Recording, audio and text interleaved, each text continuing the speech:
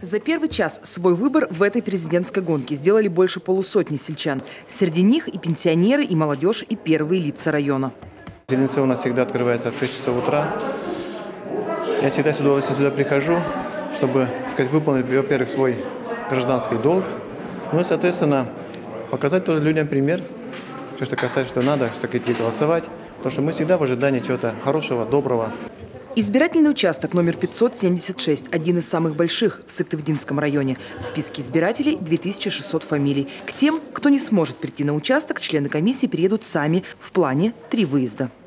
У нас изъявили желание проголосовать на вне помещения 24 человека. Да? Из этих 24 есть жители, проживающие в деревне Кайтыбош, Чукачой, Педегрест, улица Центральная. На выходе из избирательного участка импровизированная фотостудия. Сделать снимок на память помогают волонтеры. Первые фото проекта «Селфи на выборах» появились в социальных сетях уже в половине 7 утра. Виктория Палкина, Олег Жуковский, телеканал Юрган, Сыктывдинский район.